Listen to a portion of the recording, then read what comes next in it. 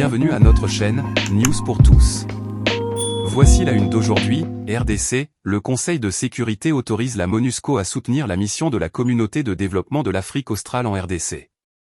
Cet après-midi, le Conseil de sécurité a adopté à l'unanimité de ses 15 membres une résolution, SRES 2746-2024, présentée par la France et la Sierra Leone, autorisant la mission de l'Organisation des Nations Unies pour la stabilisation en République démocratique du Congo, MONUSCO, à soutenir la mission de la Communauté de développement de l'Afrique australe dans ce pays, SAMIRC, laquelle opère dans l'est de la RDC depuis décembre 2023. Le texte a été salué par les membres, pour qui il contribuera à maintenir la paix dans la sous-région. Au terme de cette résolution, la MONUSCO devrait renforcer la coordination, l'échange d'informations et l'assistance technique avec la SAMIRC, et lui permettre de faire appel aux moyens logistiques et aux capacités militaires de la MONUSCO, dans la zone de déploiement de celle-ci. Le Conseil souligne que la fourniture par la MONUSCO d'un tel soutien est définie par sa chef, qui est aussi la représentante spéciale du secrétaire général pour la RDC, en étroite consultation avec les commandants des forces respectives des deux missions, sans préjudice de la capacité de la MONUSCO à s'acquitter de son mandat et de poursuivre ses priorités stratégiques. De même, ce soutien doit être fourni dans le strict respect de la politique de diligence voulue en matière de droits humains. En ce qui concerne son retrait, progressif, responsable et durable, de la RDC, le Conseil exhorte la MONUSCO à consolider le transfert de responsabilité au gouvernement de la RDC au Sud-Kivu et à continuer de planifier conjointement les prochaines étapes. Le secrétaire général de l'ONU est quant à lui prié par la résolution de rendre compte au Conseil, d'ici au 15 novembre 2024, des progrès accomplis dans l'opérationnalisation de la SAMIRC, ainsi que des difficultés rencontrées. Le Conseil demande enfin à la SAMIRC de lui rendre compte, d'ici au 15 novembre 2024, de ses activités, y compris de la coordination avec la MONUSCO. La Sierra Leone a salué les négociations constructives ayant abouti à un texte dont l'ambition est de créer un environnement propice à la paix dans la région des Grands Lacs.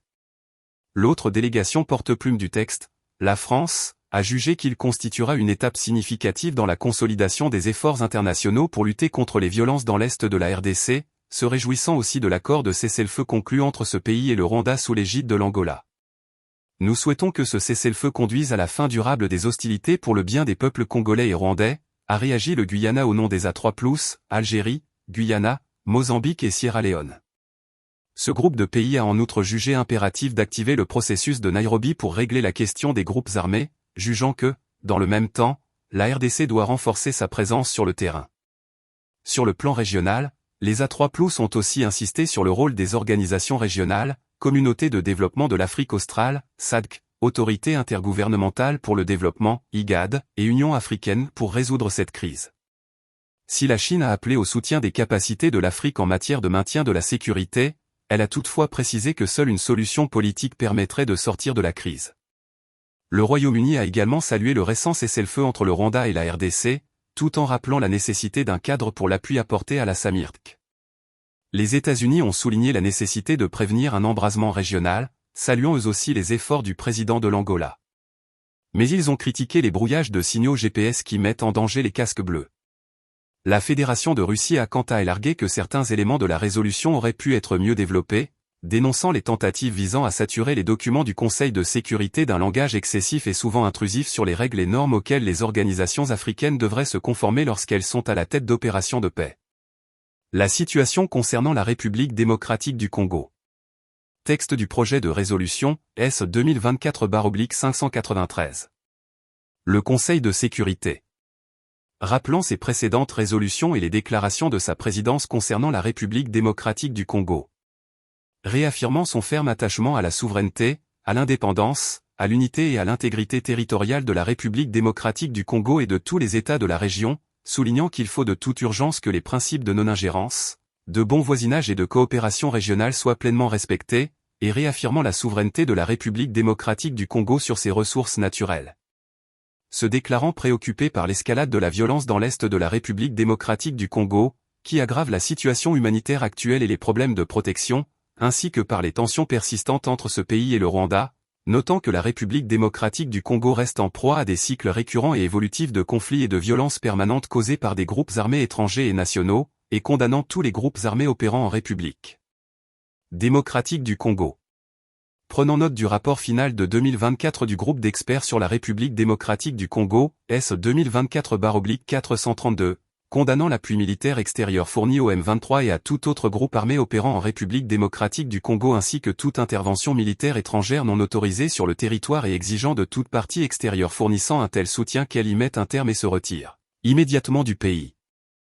Condamnant également l'appui apporté, notamment par les forces militaires, à certains groupes armés, en particulier les forces démocratiques de libération du Rwanda, exigeant qu'il y soit mis fin, et demandant que soient intégralement mis en œuvre les processus de désarmement, de démobilisation et de réintégration pour tous les groupes armés opérant en République démocratique du Congo.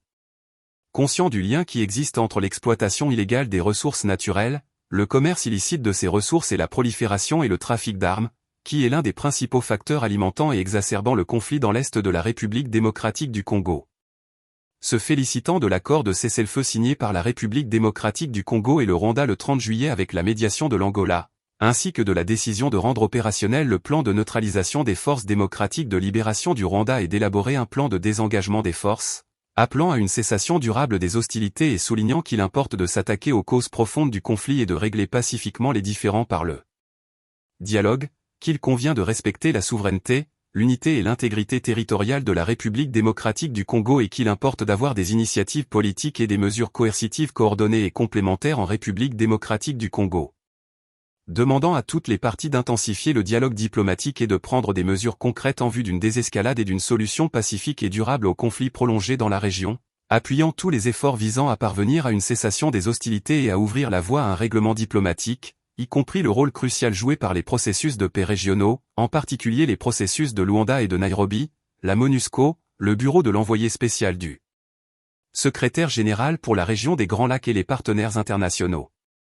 Condamnant tous les massacres et atrocités commis sur le territoire de la République démocratique du Congo et demandant instamment que les responsables soient tenus de répondre de leurs actes. Condamnant avec la plus grande fermeté toutes les attaques dirigées contre les soldats de la paix, le personnel, les installations, le matériel, les unités ou les véhicules de la MONUSCO qui pourraient constituer un crime de guerre, ainsi que l'emploi et l'installation d'armes lourdes à proximité des bases des forces de maintien de la paix des Nations Unies, et soulignant que les responsables de ces attaques doivent répondre de leurs actes. Se félicitant des mesures prises pour rendre opérationnelle la mission de la Communauté de développement de l'Afrique australe en République démocratique du Congo et condamnant les attaques contre les bases et le personnel de ladite mission. Prenant note du communiqué adopté par le Conseil de paix et de sécurité de l'Union africaine à sa réunion du 4 mars 2024, dans lequel celui-ci a approuvé le déploiement de la mission de la Communauté de développement de l'Afrique australe en République démocratique du Congo. Prenant note également de la lettre datée du 28 juin 2024 que le secrétaire général a adressée au Conseil de sécurité et dans laquelle il a fait des propositions concernant la fourniture d'un appui des Nations Unies à la mission de la Communauté de développement de l'Afrique australe en République démocratique du Congo, conformément au paragraphe 20 de la résolution 2717-2023. Prenant note en outre de la lettre du gouvernement de la République démocratique du Congo en date du 28 juin 2024 portant transmission du rapport conjoint sur la première phase du retrait de la MONUSCO. Constatant que la MONUSCO a achevé le retrait de l'ensemble du personnel en uniforme et de la majorité du personnel civil du Sud-Kivu, ce qui marque la fin de la première phase de son désengagement. Réaffirmant l'importance particulière accordée à la protection des civils et au transfert de connaissances, de données et de renforcement des capacités, y compris en matière de protection des enfants, dans le cadre de la présence civile résiduelle de la MONUSCO au Sud-Kivu. Réaffirmant également les principes fondamentaux du maintien de la paix des Nations Unies, tels que le consentement des parties, l'impartialité et le non-recours à la force, sauf en cas de légitime défense ou pour la défense du mandat.